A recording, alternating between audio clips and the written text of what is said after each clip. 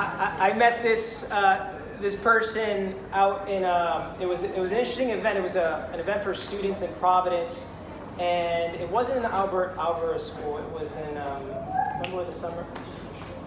Before Alvarez? Yeah. Remember you were running the summer program where the mayor showed up and they were all doing their little small group sessions. Yes. Yeah. Yes. He ignored me. He doesn't remember because he ignored me then. Well, he looked at me and he was like, he's another politician. But what I'm grateful for is he had reason to.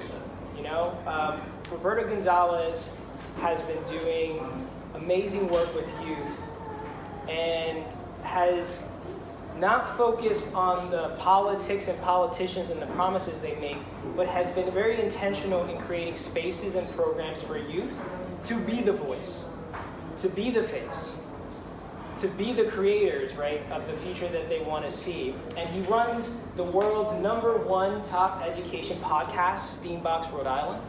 And when I finally was able to connect with Roberto, I think he thought about it for a while, and he had, as he mentioned to me, he had paid attention, and he saw that I started pushing back against the establishment.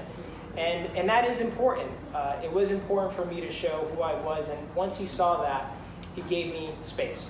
And what's been amazing in the spaces that Roberto has created for me is that he's allowed me to really understand the depth of understanding and just innovative thinking that youth present, and how important it is to, as Ray says, not maybe include is not the right word, but maybe just say trust them with building the future. So, Roberto.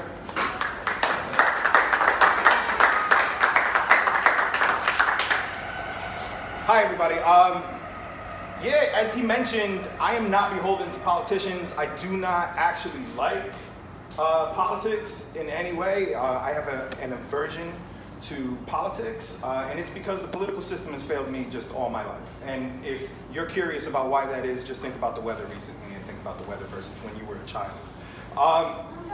And before I get started, I do want to touch on this week's issues, and I do want to say that if your job requires you to pepper spray a baby in the face, then maybe you should quit your job.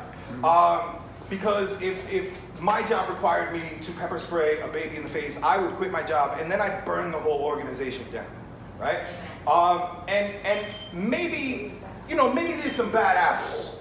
So let me tell you that, just in case we apply the thought of bad apples, if my partner during an organization that did not require you to pepper spray a baby in the face, if my partner decided, hey, this baby looks like it should be pepper sprayed in the face, maybe I'm not quitting my job, maybe I'm just burning my partner down. But until that happens, I really don't want to hear about good apples.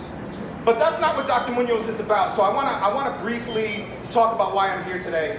I want you to think about, and hold up, before we even do, if we are talking about why we should select someone for a political office, and you're curious about if you're in the right camp, probably look around the room, because I am here today with some of my heroes, some of my colleagues, some of my close friends, some amazing champions. This is a power room behind Dr. Muñoz, and I feel like I am in good company, so I'm comfortable proceeding. So now I want you to think back. I want you to think back to a time in your life where you were comfortable, where you were happy, right? Because for me, what that looks like is growing up in Washington Park on Fisk Street in the south side of Providence. I was very happy. It was a multiracial, non-binary community, and I loved every minute of it, except when I had to leave that community and venture out. For example, school. And we talked at length about how schools are failing us. And, I don't think there's one answer, and I don't think there's one politician who's going to fix everything.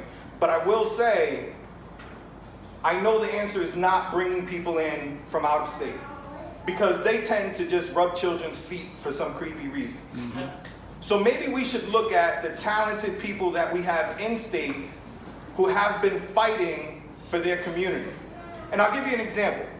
He introduced me. Again, I am Roberto Gonzalez. I founded an organization called Steambox. I work with about 900 youth a year in Rhode Island.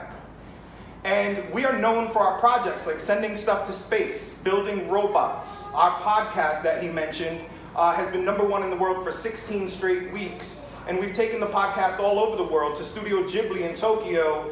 And I'm taking my students from my hood to Tokyo. But right now, I don't give a shit about building robots, I'm sorry to say. The fact of the matter is that in front of some of these same students' houses, there are mass shootings. When the students go to school, they are asked to assimilate to a culture that doesn't belong to them and dress like people who they've never seen dress in that way. They're expected to adhere to just other people's styles, to other people's rules that don't fit them, don't fit their lives, don't fit where they're going in their life. And it makes them unwell. And the shootings in front of their houses make them unwell. And the isolation from a pandemic makes them unwell. So yes, I'm going to continue to show them how to build robots, but what's important to me is that they can live to see tomorrow. That's what's important to me today. What's important to me today is that not only can they live to see tomorrow, because living might be easy, right? You just breathe. What's important to me is that they want to live to see tomorrow. And I found that my students were struggling, like so many of us were, about 1.5 years ago, when the pandemic hit home. When the pandemic hit home and their lives were changing drastically, and their friends are on the outside, and some of them have great families on the inside, but some of us don't. Some of us had really shitty families that we were stuck with. Really nasty home lives that they were stuck with. And they needed answers. How long are we going to be inside the house? How deadly is this? So I made one phone call to a friend that I made when he was running for governor before. I called Dr. Daniel Muñoz and I asked, can you speak to my students? I know there's death. I know this is hard, but can you give them reassurance? Can you tell them what to do so that they can be well? And not only did he say yes, but he went out of his way to send a message, and I'm thinking back with music, he had like calming music in his message and everything. This is him going above and beyond. And since then, I've tried to contribute to the community, as so many of my partners have tried to contribute to the community, people that you already talked to today. And at times, and no offense if you're serving, but at times on the governor's equity board and in other circles, I felt like a token.